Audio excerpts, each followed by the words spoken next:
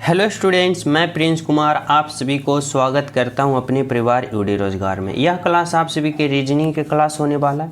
इस क्लास में जितने भी प्रश्न देखने को मिलेगा आप सभी के एग्जाम के पैटर्न पे ही आधारित मिलेगा।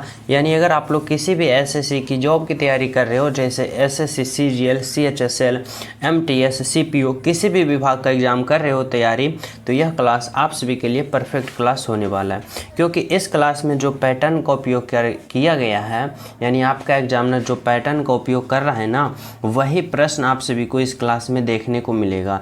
यानी हर एक प्रश्न आप सभी के एग्जाम के लिए बहुत ही हेल्पफुल साबित होगा। तो आप लोग सभी प्रश्न को सोल्व करना, एक भी प्रश्न को मिस ना करना। और जो न्यू हो तो वीडियो को like and share and channel subscribe जरूर कर लेना, ताकि सभी क्लास का नोटिफिकेशन टाइम टू टाइम मिलता रहे। चलो मैं शुरू करता हूँ। पहला प्रश्न समझना। देखो भाई, पहला प्रश्न क्या करा है आप लोग के लिए? करा है ना, सही विकल्प चुनकर श्रृंखला को पूरा करें। देखो हमें यहाँ पे सीरीज वाले प्रश्न दे रखा है, सीरीज वाले, और वो भी किसका है भाई? तो अल्फ़ा वर्ड से सीरीज दे रखा है, यानी श्रृंखला वाले हैं, और वो भी वर्णमाला यानी ABCD से। तो आप लोग को कैसे समझना है? तो जब भी अल्फ़ा वर्ड से कोई भी सीरीज का प्रश्न आए ना, तो आप लोग क्या करना है, सबसे पहले उसका अल्फ़ा वर्ड पोजीशन लिख लो, तभी आप लोग राइट आंसर बिल्कुल ही कम समय में और आसान तरीका से प्राप्त कर पाओगे। जैसे देखो मैं यहाँ पे लिखता हूँ, एक्स का अल्फ़ा वर्ड पोजीशन कितना होता है भाई? 24, यू का अल्फ़ा वर्ड पोजीशन 21, और आर का अल्फ़ा वर्ड पोजीशन 18, और ओ का अल्फ़ा वर्ड पोजीशन 15। एल का कितना होता है भाई? तो एल का 12 होता है। आई का कितना होता है? 9 होता है। एफ का 6 होता है। और सी का कितना होता है भाई? तो सी का यहाँ पे 3 होता है। मैंने सभी का अल्फ़ाबेट पोजीशन लिख दिया। अब यहाँ पे आप लोग को क्या करना है ना, यहाँ पे आप लोग को लॉजिक लगाना है। किस तरीक़ा से? तो इस तरीक़ा से सोचना होगा कि देखो अगर मैं x से r पे चलता हूँ, तो देखो x का अल्फ़ाबेट पोजीशन 24 है और r का 18 है। यानी 24 से जब हम 18 पे जा रहे हैं ना, तो हम क्या कर रहे हैं? तो माइनस का हम कितना करें भाई? माइनस का 6 कर रहे हैं। यानी 24 में जब हम 6 घटाएंगे ना, तो 18 पे पहुँचेंगे, और वो क्या आएगा? तो r आएगा। अब r से हम l पे जाएंगे, तो r का 18 और l का 12। 18 से 12 पे जा रहे हैं, क्या करें भाई? तो माइनस का 6 यहाँ भी करें, यानी यहाँ भी क्या किए? तो हम माइनस का 6 किए, यानी r में हम माइनस का 6 किए, हम l पे पहुँचे, यानी 12 पे पहुँचे। अब जब हम L से F पे जाएंगे ना, तो L का 12 और F का 6, यानी 12 में फिर माइनस का 6 किए, तो हम पहुँच गए F पे। अब जब F से हम अगले पद निकालेंगे, तो हमें क्या प्राप्त होगा भाई? तो देखो F से हम अगले पद में जाएंगे तो क्या करेंगे? तो यहाँ पे सीरीज देखो -6 का चल रहा है, तो यहाँ भी हम माइनस का 6 करेंगे। अब जब हम F में क्या करेंगे भाई? तो 6 घटा देंगे। जब हम F में 6 घटाएँ देंगे तो हमें क्या प्राप्त होगा? तो अब देखो हम यहाँ पे देखते हैं, देखो F है, इस तरह से समझना है, पे कंफ्यूज करते ही नहीं होना। जैसे A होता है, B होता है, C होता है, D, E, F। अब देखो मैं इसको क्या करता हूँ? घटा देता हूँ, यानी ये 1 2 3 4 5 6। अगर मैं 6 को कट कर देता हूँ, तो 6 के कट करने के बाद फिर हमें क्या मिलता है पता है? फिर हमें Z/X इस तरह से देखने को मिलेगा। तो यहाँ पे आप लोग ना Z लगाओगे, क्या लगाओगे ना, फिर सोचोगे 6 में हम 6 घटा दिए तो हमें क्या मिलेगा? तो 6 को 6 घटा दोगे, उसके बाद आपको Z प्राप्त होगा ना। इस प्रश्न में यही मोस्ट इम्पोर्टेंट यहाँ पे लॉजिक लगा रखा है एग्जामिनर, ताकि सभी विद्यार्थी कंफ्यूज हो जाए। लेकिन आपको कंफ्यूज होना नहीं है। यहाँ पे आप लोग क्या लिखोगे? तो Z लिखोगे। समझ पा रहे हो ना हमारी बातों को? अब देखो क्या करेंगे, तो देखो यहाँ पे इसको मैं मिटा देता हूँ। अब देखो हम क्या करेंगे ना, अब हम दूसरे वाले यहाँ पे निकालने की कोशिश करेंगे। कैसे? तो हम इस तरह से, देखो यहाँ पे हम क्या करेंगे भाई? तो अब हम ना U से कहाँ पे चलेंगे? O पे। तो देखो U का अल्फ़ाबेट पोजीशन 21 है, और O का कितना है भाई? तो O का कितना है भाई? तो 15 है। अब हम 21 से जब 15 की ओर जाएंगे ना, तो यहाँ पे क्या कर रहे हैं? तो यहाँ भी हम माइनस का कितना कर रहे हैं भाई? तो माइनस का 6 कर रहे हैं, माइनस का 6 करें, यानी 21 में हम 6 को घटा देंगे, हमें 15 प्राप्त होगा। अब देखो जब हम O से कहाँ पे जाते हैं भाई? I पे, और O का अल्फ़ाबेट पोजीशन 15 और I का देखो 9। अब 15 से 9 पे जा रहे हैं, यानी यहाँ भी माइनस का 6 कर रहे हैं। अब देखो हम 9 से कहाँ पे जा रहे हैं भाई? तो 9 से हम सी पे जा रहे हैं, यानी आई से सी पे जा रहे हैं, तो 9 से हम 3 पे जा रहे हैं, तो यहाँ भी क्या कर रहे हैं भाई, तो यहाँ भी हम माइनस का 6 घटा रहे हैं ना। अब देखो जब हम अगले पद निकालेंगे, यानी सी से जब अगले पद निकालने की कोशिश करेंगे ना, तो यहाँ पे क्या करेंगे, तो देखो -6 -6 तो यहाँ पे भी हम क्या करेंगे, तो यहाँ पे भी हम माइनस का 6 ही करेंगे, माइनस का 6 ही करेंगे। अब बताओ कि जब सी में हम माइनस का 6 करेंगे, इस तरह से समझो, यहाँ पे सी होता है, सी से पहले बी, बी से पहले क्या होता है भाई, तो बी से पहले ए होता है, और ए से पहले जेड, जेड से पहले बाई, बाई से पहले क्या होता है एक्स, एक्स से पहले डब्लू। हमें क्या करना है, तो सी, सी यानी 3 है, और 3 में यानी सी से हमें क्या करना है, तो माइनस का 3 चलना है। अब देखो माइनस का 6 चलना है, तो क्या करेंगे, 1 2 3 4 5 6 इतना हम माइनस कर दिए। तो माइनस करने के बाद हमें क्या बचा, तो हमें यहाँ पे क्या बचा भाई, डब्लू बचा, यानी यहाँ पे जो होगा ना वह क्या होगा, डब्लू होगा। यानी हमारा राइट आंसर जो होगा वह जेड और डब्लू। जेड और डब्लू कौन है भाई, तो जेड और डब्लू की बात करें ना, तो जेड और डब्लू देखो ऑप्शन नंबर बी है, जो कि क्या है, तो आपका राइट आंसर है, यानी ऑप्शन नंबर बी जो है आपका बिल्कुल सही है। तो समझ रहे हो हमारी बातों को, तो इस तरह से आप लोग को यहाँ पे समझना होगा, ठीक है। तो चले हम सब अगले प्रश्नों पे। तो देखो अगला प्रश्न समझना, देखो 2 नंबर का प्रश्न क्या करा भाई, समझना। 2 नंबर का जो प्रश्न है ना, यहाँ से आपका एग्जामिनर क्या कर रहा है कि लुप्त संख्या ज्ञात करें। लुप्त संख्या ज्ञात करने का मतलब है ना कि इस भाट के जगह जो होगा वह आखिर क्या होगा, ये आप लोग को सोचना है। तो देखो अगर वृत्त के अंदर हमें लुप्त संख्या निकालने के लिए बोले ना, तो इसमें हम 2 ही तरीका से अप्लाई करके राइट आंसर प्राप्त कर सकते हैं। या तो हमसे ये इस तरीका से पूछे कि 1 का 16 रिलेशन बनाएं, 4 से 25 का रिलेशन बनाएं, और 9 से हम राइट आंसर प्राप्त करें। लेकिन हमें यहाँ पे कहीं नहीं दिख रहा है कि हम 1 से 16 का रिलेशन कोई बना सकते हैं और 4 से कोई हम 2 का रिलेशन बना सकते हैं। अगर इस तरह से लॉजिक अप्लाई ना होवे ना, तो आप लोग क्या करना, तो इस तरह से यहाँ पे लॉजिक अप्लाई करना, ठीक है।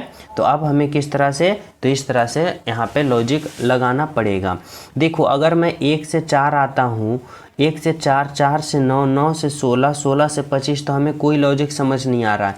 लेकिन हमें इसको, इस अंकों को देखने के बाद हमें पता चल रहा है कि कहीं ना कहीं किसी का वर्ग है। जैसे देखो 1 का स्क्वायर होता है, 4 जो होता है 2 का स्क्वायर होता है, 9 जो होता है 3 का स्क्वायर होता है, 16 जो होता है 4 का स्क्वायर होता है, 25 जो होता है 5 का स्क्वायर होता है। और जब हम अगले पद निकालने की कोशिश करेंगे ना, तो क्या करेंगे भाई, तो 6 का हम वर्ग करेंगे, यानी 6 का स्क्वायर। और 6 का स्क्वायर सभी विद्यार्थी को पता होता है 36 होता है, यानी कितना होता है भाई, 36 होता है। ऑप्शन नंबर जो आपका ए होगा ना वह बिल्कुल सही है और बिल्कुल सत्य है। राइट आंसर क्या होगा भाई, तो ऑप्शन नंबर 1 होगा। समझ पा रहे हो हमारी बातों को। तो चले हम सब अगले प्रश्नों पे। तो देखो अगला प्रश्न आप लोग समझना भाई क्या कर रहा है, तो 3 नंबर की प्रश्न। यहाँ पे आपका एग्जामिनर कर रहा है ना कि निम्नलिखित प्रश्नों में दिए गए विकल्पों में से सही विकल्प का चयन कीजिए। सही विकल्प का चयन करने का मतलब होता है ना कि आप लोग को बताना होगा कोकनी का संबंध जिस प्रकार गोवा से है ना, तो डोंगरी का संबंध उसी प्रकार यहाँ पे किससे होगा, ये बताना होगा। तो हमें यहाँ पे समझना होगा कि आखिर हम यहाँ पे रिलेशन कैसे बना सकते हैं भाई, और वो भी शब्दों का रिलेशन है। तो देखो हम इस तरह से सोच सकते हैं कि कोकनी क्या है, तो एक प्रकार के बोलोगे सर एक प्रकार का लैंग्वेज है, कोकनी एक प्रकार का लैंग्वेज है ना।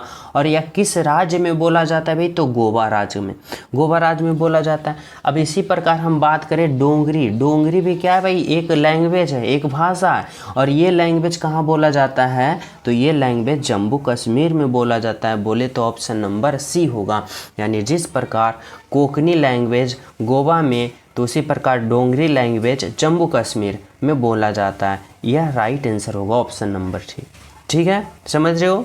तो चले नेक्स्ट प्रश्न पे। तो देखो नेक्स्ट प्रश्न समझना, 4 नंबर का प्रश्न आपका एग्जामिनर जो ना आपसे क्या पूछना चाहता है भाई, कह रहा है यदि किसी सांकेतिक भाषा में COC को KCOC लिखा जाता है तो HENME को किस भाषा में लिखोगे। देखो यह जो कोडिंग डिकोडिंग वाले प्रश्न हैं, और यहाँ पे आपसे एग्जामिनर आपका क्या कहना चाहता है ना, इतना का संबंध इतना से बनाया। देखो यहाँ पे क्या लिखा, तो सी लिखा, ओ लिखा, सी लिखा, के लिखा। अब इतना को क्या लिखा ना, इतना को देखो के लिखा, फिर सी लिखा, ओ लिखा, सी लिखा। अब इतना से ये बनाया तो कैसे बनाया ये हमें समझना होगा।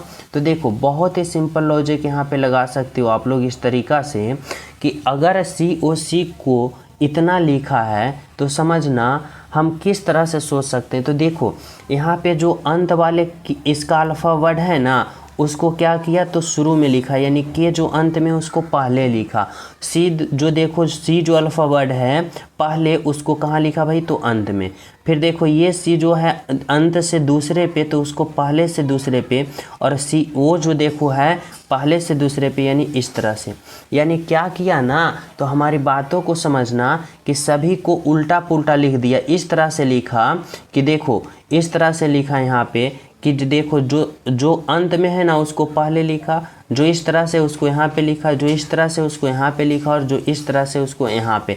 देखो सी ओ सी को इतना लिखा, के सी ओ सी, देखो के सी ओ सी लिखा ना, तो उसी प्रकार इतना को हम नहीं लिखेंगे, बिल्कुल लिखेंगे। क्या है भाई, तो एच है, ई है, एन है, फिर एम है और ई है। अब इतना को हमें लिखना है, तो देखो अंत में क्या है भाई, तो ई लिखेंगे। उसके बाद क्या है एम, तो एम लिखेंगे। फिर क्या है एन है, फिर क्या है ई है, और उसके बाद क्या एच है। यानी इतना से इतना लिखा ना, बिल्कुल लिखा। यानी हमारा राइट आंसर कौन सा होगा भाई, तो देखो यहाँ पे कौन सा ऑप्शन में ऐसा दिख रहा है, तो देखो ऐसा ऑप्शन कौन सा, E M N E H. देखो ऑप्शन नंबर क्या है, तो ए है। यानी आपका राइट आंसर जो होगा ना वह क्या होगा, तो ऑप्शन नंबर 1 होगा। ठीक है, समझ रहे हो यहाँ तक। तो चले नेक्स्ट पे।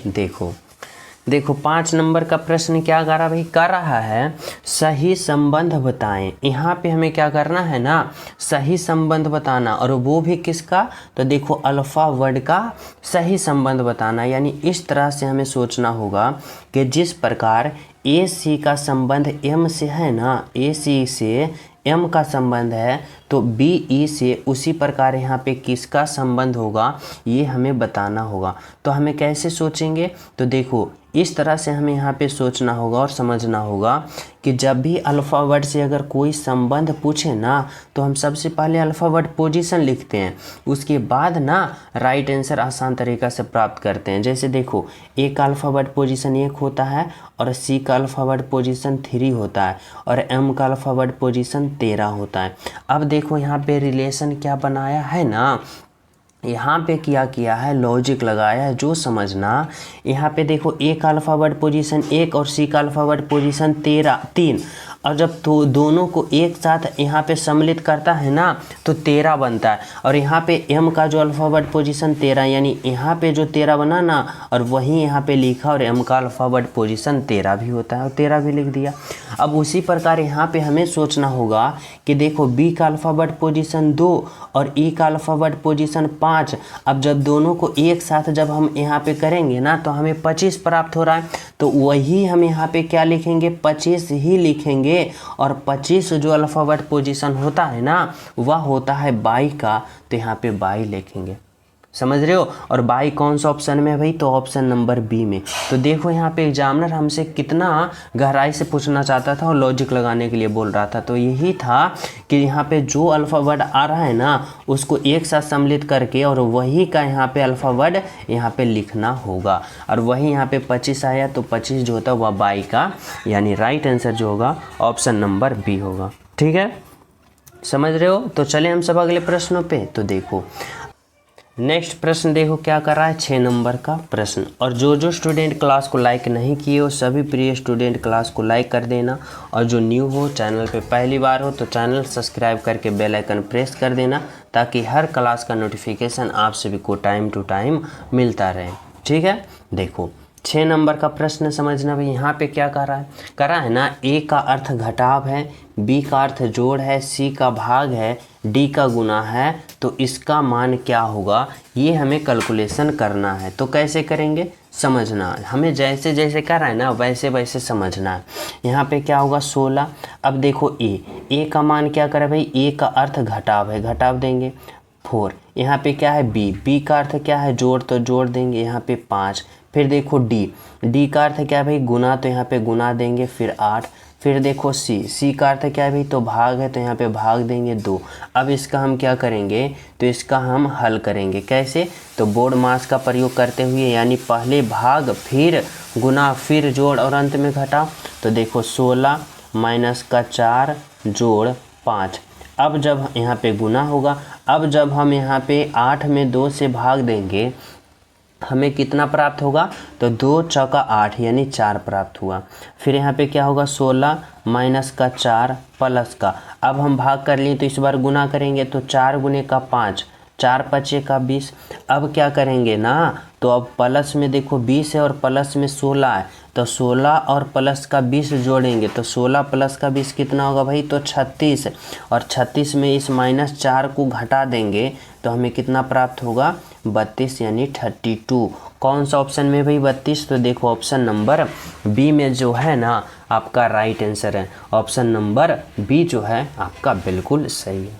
ठीक है, तो चलें हम सब अगले प्रश्न पे। तो देखो 7 नंबर का प्रश्न समझना, यहाँ पे आपका एग्जामिनर क्या कहना चाहता है भाई, कर रहा है निम्नलिखित प्रश्नों में से विषम या असंगत को चुनिए। विषम या असंगत को चुनने का मतलब होता है ना कि यहाँ पे 4 ऑप्शन दे रखा है आप सभी के लिए, और इन चारों ऑप्शन में 3 ऑप्शन जो होगा ना एक समान होगा, लेकिन एक ऑप्शन जो होगा वह सबसे अलग होगा।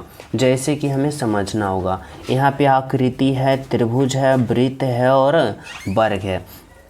अगर हम बात करें ना यहाँ पे कि 3 ऑप्शन जो है एक समान कैसे है, तो देखो अगर हम बात करें त्रिभुज का, वृत्त का और वर्ग का, तो ये क्या है, तो ये एक प्रकार का इसके पास एक स्वरूप है। जैसे त्रिभुज के पास एक डायग्राम है, ठीक है, वृत्त के पास क्या भी एक डायग्राम है, वर्ग के पास भी एक डायग्राम है, लेकिन आकृति के पास कोई डायग्राम नहीं है। यानी ये भी आकृति हो सकता है, ये भी हो सकता है, ये भी हो सकता है, जैसे तैसे कर दो, ये भी कुछ भी कर दो, ये आकृति होता है, लेकिन इसका एक स्वरूप नहीं है। यानी इसके लिए क्या होगा, तो ऑप्शन नंबर 1 जो होगा वह सबसे अलग होगा, सबसे विषम होगा।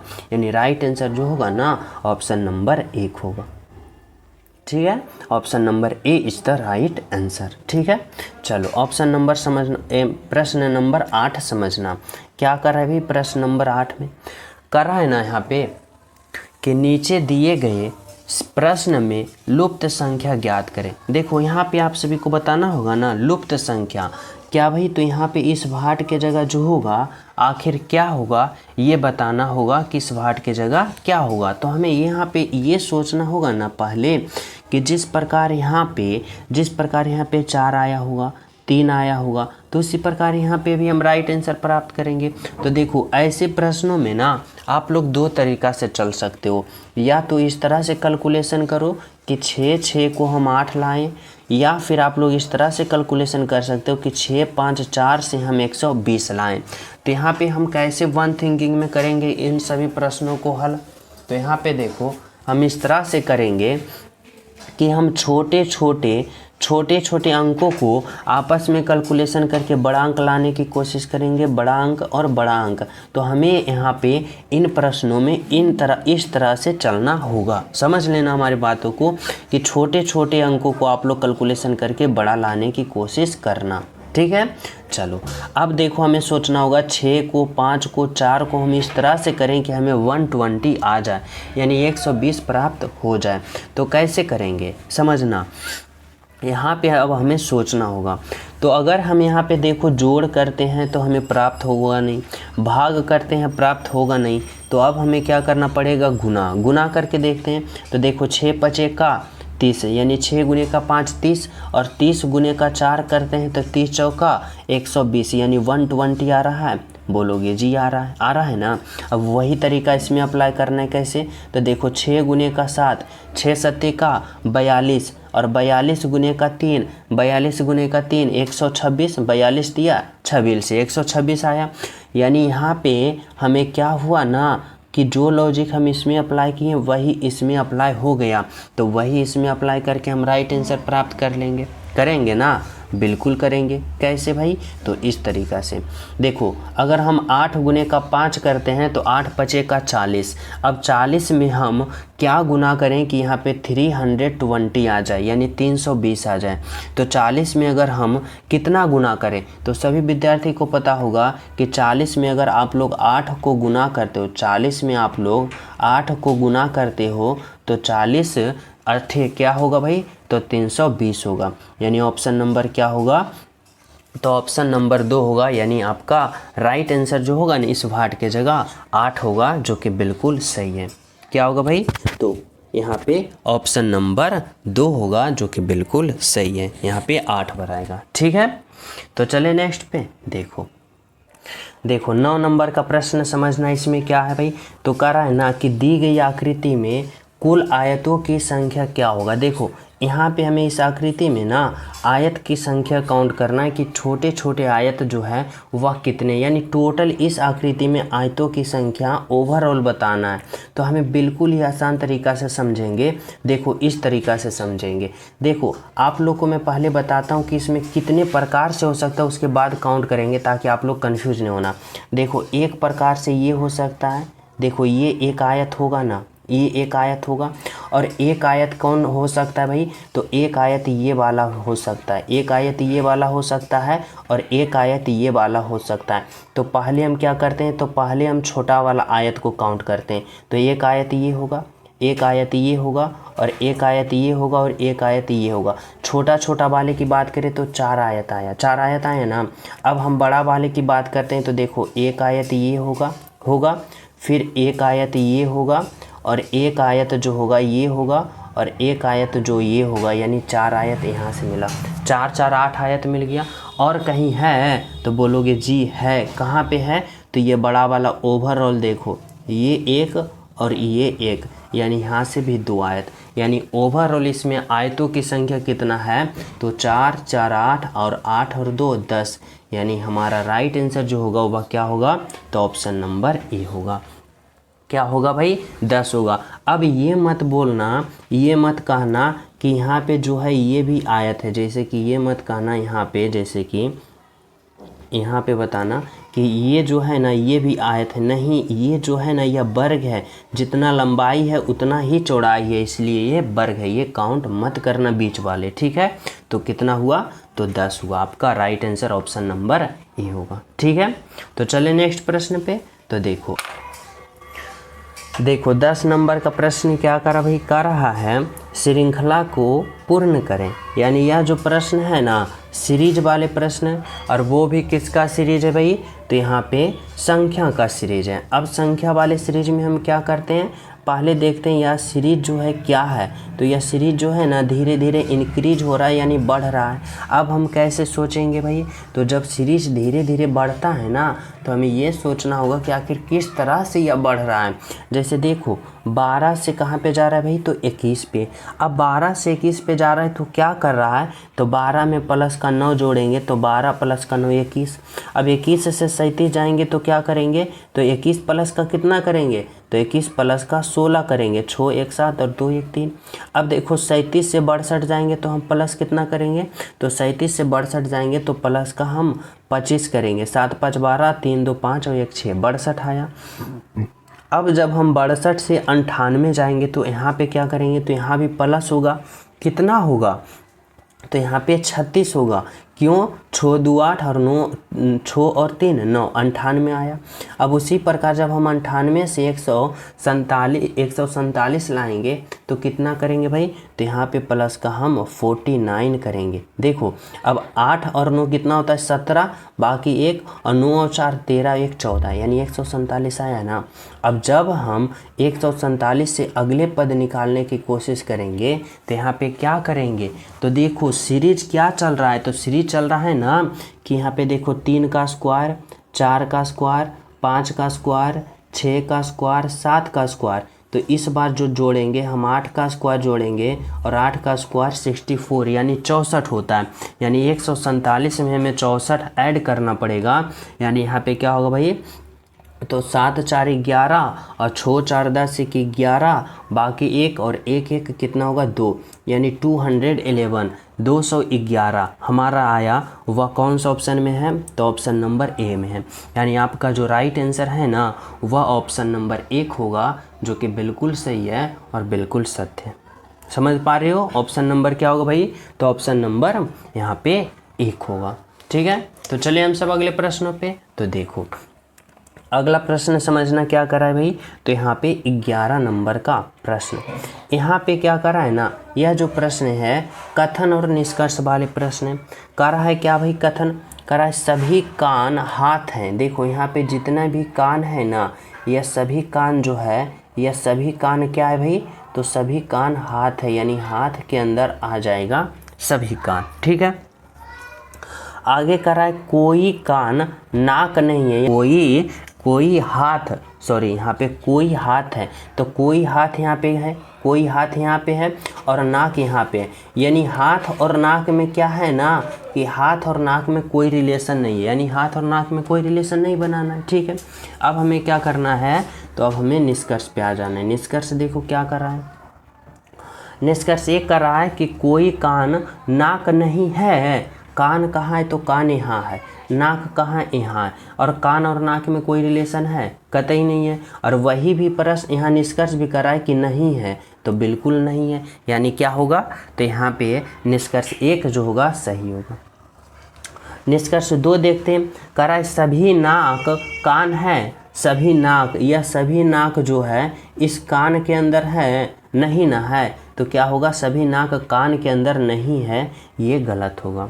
अब क्या करा भाई? निष्कर्ष 3 को देखो, करा है कुछ हाथ नाक है, कुछ हाथ, हाथ देखो ये वाला है, ये हाथ, और नाक कहाँ है भाई? तो नाक ये है, और हाथ और नाक में कोई रिलेशन है, तो यहाँ पे कुछ रिलेशन नहीं, यानी कोई रिलेशन नहीं, यानी ये भी क्या होगा भाई? गलत होगा। यानी क्या होगा? तो ओनली वन, केवल और केवल निष्कर्ष 1 सत्य है, जो कि ऑप्शन नंबर 1 है आपका राइट आंसर, यानी केवल 1 सत्य होगा। ठीक है, समझ रहे हो? तो चलिए हम सब अगले प्रश्नों पे। तो देखो अगला प्रश्न समझना, 12 नंबर का प्रश्न क्या कर रहा है भाई? समझो, यहाँ पे आप सभी से कहना चाहता है ना कि कौन सी आकृति दिए गए वर्गों को बेहतर ढंग से प्रदर्शित करता है। बेहतर ढंग से प्रदर्शित करने का मतलब है ना कि शुतुरमुर्ग है, सांप है, मेढक है। अब हम कौन सा ऑप्शन का चयन करें ताकि ये तीनों एक साथ सही संबंध बता सके? तो हमें वैसे ऑप्शन का चयन करना होगा। तो हम कैसे सोचेंगे? तो देखो यहाँ पे क्या है भाई? शुतुरमुर्ग, मैं शुतुरमुर्ग के लिए एक गोला बनाया। ठीक है, यहाँ पे क्या है भाई? सांप, सांप के लिए भी मैं एक गोला बनाया। यहाँ पे क्या है भाई? मेढक, मेढक के लिए भी मैं एक गोला बनाया। अब देखो यहाँ पे आपस में कोई किसी का रिलेशन नहीं है, यानी सब अलग अलग है। तो कौन सा ऑप्शन ऐसा दिख रहा है अलग अलग वाले भाई? तो ऑप्शन नंबर बी दिख रहा है। यानी आपका राइट आंसर जो होगा वह क्या होगा भाई? तो ऑप्शन नंबर बी जो होगा आपका राइट आंसर है और बिल्कुल सही है। ठीक है, समझ पा रहे हो? तो चले हम सब अगले प्रश्नों पे। तो देखो अगला प्रश्न समझना, 13 नंबर का प्रश्न क्या कर रहा है? 13 नंबर में कह रहा है ना कि एक वर्ग में राम का स्थान ऊपर से 10वां है तथा नीचे से 15वां है, तो वर्ग में कुल कितने विद्यार्थी हैं? यानी ये क्लासरूम है। ठीक है, उसमें बहुत सारे स्टूडेंट हैं, जिसमें राम का जो स्थान है ना ऊपर से क्या करे भाई? ऊपर से 10वां है और नीचे से 15वां है, तो वर्ग में यानी क्लास में ओवरऑल स्टूडेंटों की संख्या क्या होगा? तो देखो अगर हम टोटल स्टूडेंटों की बात करें ना, तो टोटल स्टूडेंट बराबर क्या होता है? टोटल बराबर होता है ऊपर का प्लस का नीचे का, यानी अप प्लस का डाउन, और फिर क्या होता है भाई? माइनस का 1। अगर दाएं बाएं रहे ना तो राइट प्लस का लेफ्ट और माइनस का 1 करेंगे। अगर ऊपर नीचे रहे तो अप प्लस का डाउन माइनस का 1 करेंगे। ठीक है, चलो देखो समझना, यहाँ पे हमें क्या करना है? तो टोटल विद्यार्थियों की संख्या निकालना है। तो टोटल स्टूडेंट बराबर क्या होगा भाई? अप, यानी ऊपर से राम का स्थान कितना है भाई? तो 10वां है, तो 10 होगा। फिर प्लस का नीचे से कितना भाई? 15वां है, तो 15 होगा। और माइनस का 1 होगा। अब देखो टोटल स्टूडेंट बराबर यहाँ पे 10 प्लस का 15 कितना होगा भाई, तो 25 होगा। और 25 में जब हम माइनस का 1 करेंगे ना तो हमें कितना होगा, 24 होगा, यानी 24 होगा। और 24 जो ऑप्शन नंबर कौन है, तो ऑप्शन नंबर सी में है। यानी ओवरऑल क्लासों में टोटल विद्यार्थियों की संख्या जो है वह 24 होगा, जो कि आपका क्या है भी, तो राइट आंसर है और बिल्कुल सही है। ठीक है, ऑप्शन नंबर सी। तो चले हम सब अगले प्रश्नों पे। तो देखो अगला प्रश्न समझना क्या कर अभी, तो यहाँ पे समझना 14 नंबर का प्रश्न आप सभी से कहना क्या चाहता है। तो देखो यहाँ पे कर रहा है ना कि किसी कूट भाषा में इतना को इतना लिखा जाता है, तो इतना को आप लोग कैसे लिखोगे, ये आप सभी को बताना होगा। तो यहाँ पे देखो हम कैसे समझेंगे, हम इस तरह से समझेंगे, आखिर इतना से इतना लिखा तो कैसे लिखा। तो देखो यहाँ पे क्या है भाई, तो यहाँ पे सी है, एल है, ओ है, टी है, एच है, क्लॉथ है। अब इसको क्या लिखा, तो यहाँ पे एल लिखा, फिर सी लिखा, फिर पी लिखा, फिर एच लिखा, और फिर क्या लिखा, टी लिखा। अब इतना से इतना लिखा ना, तो कैसे लिखा ये हमें रिलेशन पता करना होगा ना। तो क्या करेंगे, तो देखो बहुत ही सिंपल लॉजिक आप लोग लगाओ यहाँ पे कि देखो ये जो एल तो दूसरे में था ना, उसको पहले में ले लाया, समझना, और सी जो पहले में था उसको दूसरे में ले लाया, मैं मान लिया। एच देखो जो अंत में था उसको दूसरे में ले लाया, और टी जो दूसरे में था उसको अंत में ले लाया। ठीक है, और ओ और पी में आपस में क्या रिलेशन बनाया ना, कि ओ का अल्फ़ाबेट पोजीशन 15 होता है और पी का 16 होता है। तो 15 में प्लस का 1 जोड़ा तो 16 है, और 16 जो पी होता है, तो यहाँ पे पी लिख दिया। समझ रहे हो, बिल्कुल समझ पा रहे हो आप लोग।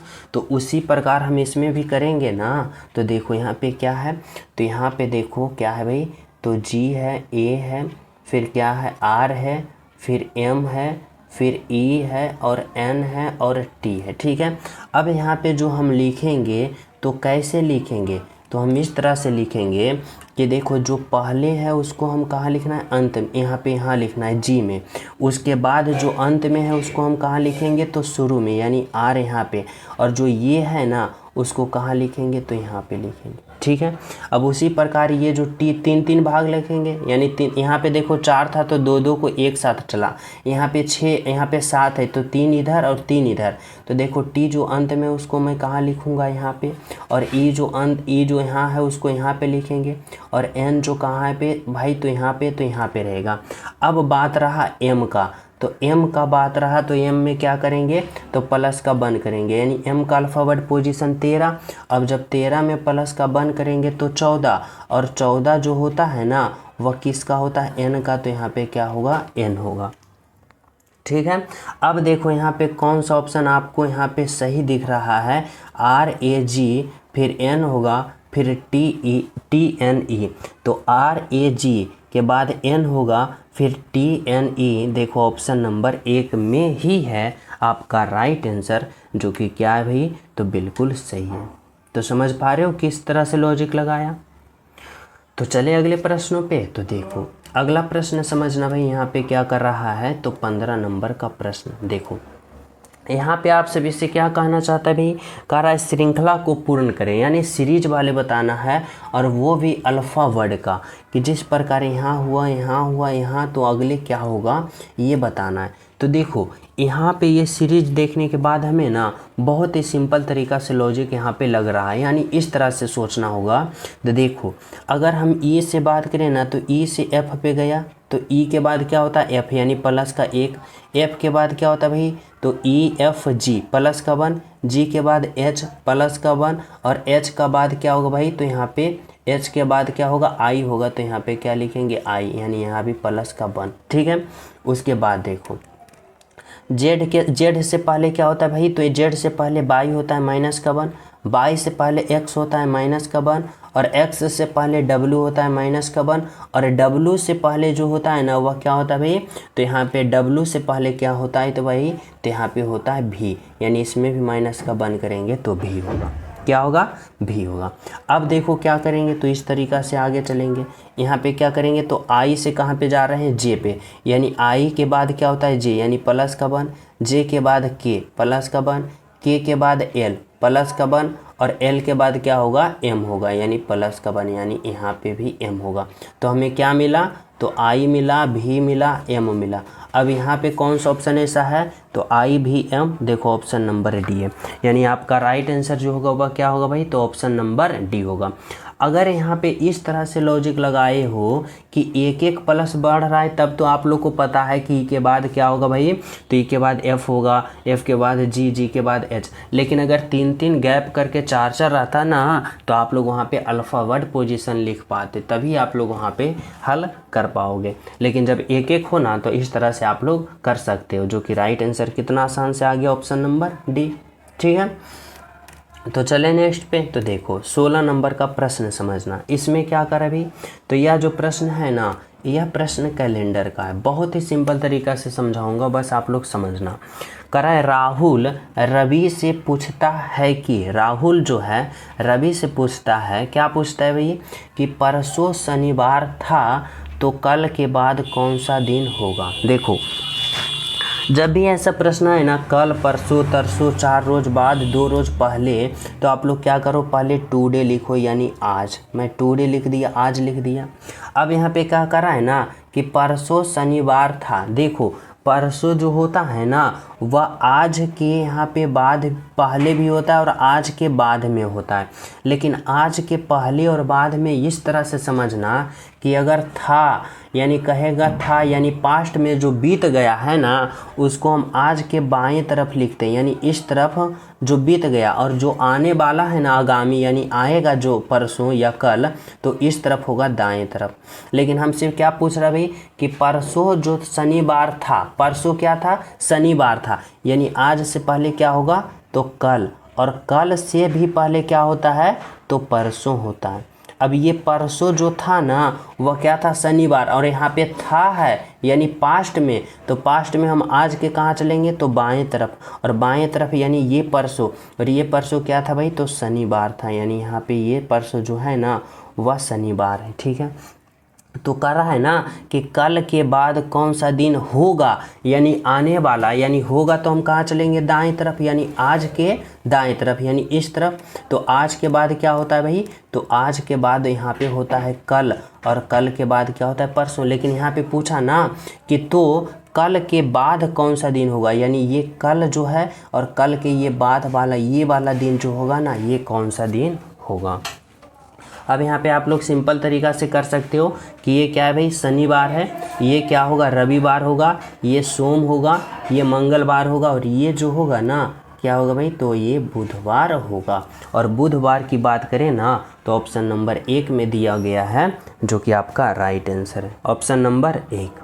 ठीक है, तो चलिए नेक्स्ट प्रश्न पे, समझ गए हो ना, बिल्कुल। देखो अगला प्रश्न क्या कर भाई, तो 17 नंबर का प्रश्न समझना। यहाँ पे करा है, रिक्त स्थान को पूर्ति करें। देखो जब भी ऐसा प्रश्न आप सभी के एग्जाम में आ जाए ना, कि रिक्त स्थान को पूर्ति करें और अल्फ़ा वर्ड से, तो आप लोग क्या करना, पहले सभी अल्फ़ा वर्ड को काउंट कर लेना। जैसे देखो 1 2 3 4 5 6 7 8 9 10 11 12, यानी यहाँ पे टोटल अल्फ़ा वर्ड की संख्या कितना हुआ भाई, तो 12 हुआ। अब इस 12 को आप लोग गुणनखंड के रूप में लिखोगे, तो कैसे लिखोगे, यानी 3 गुने का 4 लिखोगे, या फिर 2 गुने का 6 लिखोगे। और कोई तरीका है इसको लिखने का, नहीं ना। यानी हमारे कहने का मतलब है ना कि या तो आप लोग दो यहाँ पे 3-3 के छोटे छोटे खंड बनावो, 3-3 के छोटे छोटे खंड बनावो, या 2-2 का छोटे छोटे खंड बनावो, ये कहने का मतलब है। तो अगर मैं यहाँ पे 3-3 का खंड बनाता हूँ, देखो 3 अल्फ़ा वर्ड, 3 अल्फ़ा वर्ड, और फिर 3 अल्फ़ा वर्ड और 3, यानी 3-3 का हम छोटे छोटे खंड बना दिए। अब देखो हमें यहाँ पे इस तरीक़ा से यहाँ लॉजिक लगाना है कि पहले पी के बाद वाले हमें पता करना है, और यहाँ पे पहले पी के बाद वाले देखो क्या है भाई, ओ है, तो यहाँ पे हमें क्या होगा, तो यहाँ पे ओ होगा। ठीक है, अब देखो यहाँ पे ओ के बाद वाले हमें पता करना, यानी अंत वाले, और यहाँ पे देखो ओ दूसरे नंबर पे है, दूसरे के बाद अंत वाले यहाँ पे क्या है, पी है, तो यहाँ पे भी हम क्या देंगे, पी। अब देखो यहाँ पे क्या बना, POP, यहाँ पे क्या बना भाई, POP, तो यहाँ भी क्या होगा, तो POP POP और POP, यानी सभी में फिलअप हो गया सेम टू सेम। देखो पॉप पॉप पॉप पॉप सभी में फिलअप हो गया। अब हम क्या क्या भरे जो हमें देखना है, तो यहाँ पे देखो O P फिर P फिर O और फिर P। देखो OPP कौन सा ऑप्शन में है भाई, तो OPP जो है ना ऑप्शन नंबर 1 में है आपका राइट आंसर। यानी आपका जो बिल्कुल सही होगा ना ऑप्शन नंबर 1 होगा, जो कि राइट आंसर है और बिल्कुल सही आंसर है। समझ पा रहे हो? तो चले हम सब नेक्स्ट प्रश्न पे। तो देखो नेक्स्ट प्रश्न समझना भाई क्या कर रहा है, तो यहाँ पे 18 नंबर का प्रश्न, यहाँ पे आप सभी से 18 नंबर का प्रश्न कर रहा है ना, कि यहाँ पे आप सभी को बताना होगा मिरर इमेज दर्पण प्रतिबिंब चुनिए। यानी यहाँ पे आप सभी को सोचना होगा इस प्रकार से कि जिस प्रकार यहाँ पे ये लिखा है ना, अगर यहाँ पे मिरर लगाते हैं तो इसका प्रतिबिंब कैसा बनेगा। यानी मिरर इमेज में क्या होता है ना कि दाएं वाला फिगर बाएं में चला जाता है और बाएं वाला फिगर दाएं में चला जाता है, ये हमें सोचना होगा। तो देखो यहाँ पे हम किस तरह से यहाँ पे सोचेंगे, तो देखो इस तरह से करेंगे कि ये देखो जो W पहले है ना वह अंत में चलाएगा, यानी पहले वाले हमें अंत में चलाएगा, यानी इस तरफ हो जाएगा। तो ये यहाँ है तो ये W यहाँ पे आ जाएगा, और ये W भी जो होगा ना वह कैसे होगा, तो इस तरह से है तो ये इस तरह से हो जाएगा। ठीक है, अब ऐसा ऑप्शन कौन सा है, तो देखो A कट गया और कौन कट गया भाई, तो यहाँ पे C कट गया। अब बचा हमें कौन, तो B बचा, और कौन बचा, तो D बचा। अब यहाँ पे देखो ये जो P है, अब यहाँ पे ये जो P आएगा वह किस तरह से आएगा, तो वह P इस तरफ है, इसका मुंह देखो इस तरफ है तो इसका मुंह इस तरफ हो जाएगा और ऐसे हो जाएगा। ठीक है, अब देखो ऐसा B और C में कौन सा है, तो देखो D जो है ना ये कट गया, ये कट गया, कौन बचा, B बचा। यानी हमारा राइट आंसर जो होगा ना वह बिल्कुल ऑप्शन नंबर B जो होगा वह बिल्कुल सही होगा। ठीक है, ऑप्शन नंबर B होगा। तो चले नेक्स्ट प्रश्न पे। तो देखो अगला प्रश्न समझना क्या करा भाई, तो यहाँ पे 19 नंबर का प्रश्न है। देखो 19 नंबर का जो प्रश्न है ना, यह डायरेक्शन वाले हैं, दिशा वाले हैं।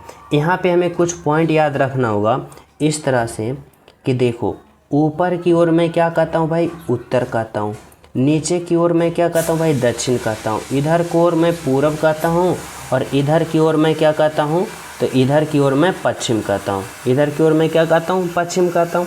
ये तो सभी विद्यार्थी को पता होगा। अब हमें यहाँ पे प्रश्न क्या करा भाई, कर रहा है कि राम का मुंह पश्चिम की ओर है। देखो राम जो एक लड़का है वह कहाँ पे खड़ा है भाई, तो यहाँ पे पश्चिम की ओर खड़ा है, यहाँ पे खड़ा है। करा हुआ घड़ी की दिशा में 45 डिग्री मुड़ता है। यहाँ पे आप लोग को सोचना है ना, कर रहा है घड़ी की दिशा में, और घड़ी की दिशा में क्लॉकवाइज हमें चलना है। तो क्लॉकवाइज कैसे होता है भाई, तो इस तरह से होता है, यानी इस तरह से क्लॉकवाइज होगा। यानी घड़ी किस तरह से चलता है, तो ऐसे चलता है ना, इस तरह से हमें सोचना होगा। और यहाँ पे हमें क्या कह रहा है भाई कि राम का मुंह पश्चिम की ओर है, यानी कहाँ है भाई, तो राम कहाँ पे है, पश्चिम पे है। ठीक है, कह रहा हुआ घड़ी की दिशा में 45 डिग्री घूमता है, यानी घड़ी की दिशा में क्लॉकवाइज, और 45 डिग्री घूरेगा तो कहाँ आएगा भाई, यहाँ पे, यानी ये वाले भाग पे कौन आ गया भाई, तो राम, यानी यहाँ पे 45 डिग्री मुड़ गया। ठीक है, कहाँ पे आ गया, ये वाले दिशा पे आ गए। आगे क्या करा है ना, समझना, करा फिर 180 डिग्री घूमता है। अब यहाँ से 180 डिग्री टर्न ओवर करेगा तो कहाँ जाएगा भाई, तो यहाँ पे 180 डिग्री ये होता है, यानी यहाँ से 180 डिग्री पहुँचेगा तो यहाँ पे पहुँच जाएगा, यानी ये दिशा पे पहुंच जाएगा। अब कह रहा है ना कि अब उसका मुंह जो है किस दिशा में है। अब देखो हम इस दिशा को क्या कहते हैं ना, इस दिशा को हम लोग क्या कहते हैं, तो इधर से देखो पूरब होगा और इधर से क्या होगा, दक्षिण होगा। यानी इस दिशा को हम लोग क्या कहते हैं, तो पूरब दक्षिण कहते हैं या दक्षिण पूरब कहते हैं।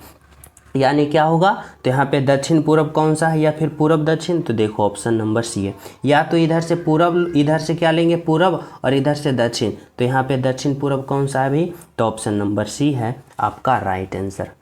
ठीक है, समझ रहे हो।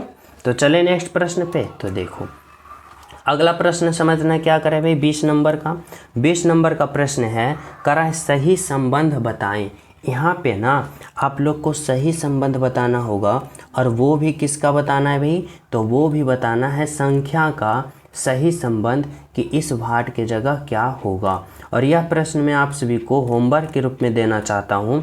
सभी विद्यार्थी इस प्रश्न का राइट आंसर कमेंट में बताना कि क्या होगा। जिस प्रकार 10 से यहाँ पे 99 बना है, तो यहाँ 9 से उसी प्रकार यहाँ पे क्या बनेगा। ठीक है, समझ रहे हो। और जो स्टूडेंट क्लास को लाइक नहीं किए हो, सभी स्टूडेंट क्लास को लाइक कर देना और ज़्यादा ज़्यादा क्लास को शेयर करना। जो न्यू हो ना, तो चैनल सब्सक्राइब करके बेल आइकन प्रेस ज़रूर कर देना और प्यारा शांत में कमेंट ज़रूर करना। तो मिलते हैं आप सभी को अगले क्लास में। जब तक सभी को हमारे तरफ से जय हिंद।